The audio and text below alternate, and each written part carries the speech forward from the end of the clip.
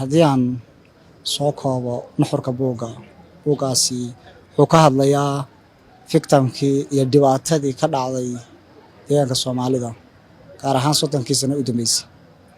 Buuggani wuxuu cod u yahay dhammaan dulmanayaasha deegaanka Soomaalida. Ana ogin kolley familkayga keligii ayna dhibaato ku dhicin oo deegaanka dhan ay dhibaato ka dhacday oo deegaanka dhan dadka ku nool wala dulmanaan yihiin oo deegaankeena dhan dhamaantii wada qubuuro yahay. Haddana kolley ani qoyskayga ayaan darro gooni ah ayaa ku dhacday. Buuggan wuxuu si kooban u soo koobayaa oo 10% ama 5% aan idhaahde wixii ka dhacay qoyskayga kuma soo koobin deegaankana hadalkiisa badaa. Dhammaan bulshada deegaanka Soomaalida iyo dhammaan qorayaasha waxaan ku dhiirigelin lahaa ama u sheegi lahaa inay dhacdooyinkii dhacay iyo ayaan darradii inagu dhacay wax laga qoro.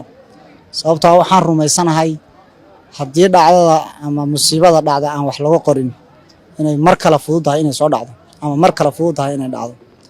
Waxaan aaminsanahay haddii maanta taariikhda lagu ciqaabo gabadhfalayaashii shalay inay dadku cadaalad dareemayaan.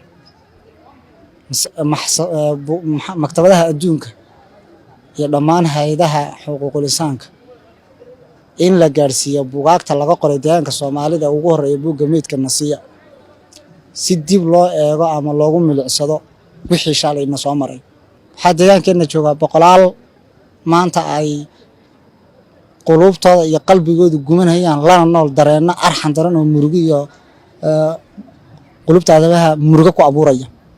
Waxaan aaminsanahay dadkeena caqabadaha haysta horta 6 sano ama 7 sano u dambeysay dadkeenu inay wax qoraanba ku dhiiradeen. Markii hore dadkeena inay wax qoraan caqabad iyo dhibaato haysatay inay wax u qori jirin. Waxba ma qori karinba. wax wanaagsan iyo wax midna. Taas waxaan nahay bulsho god ku jirta ayaan nahay.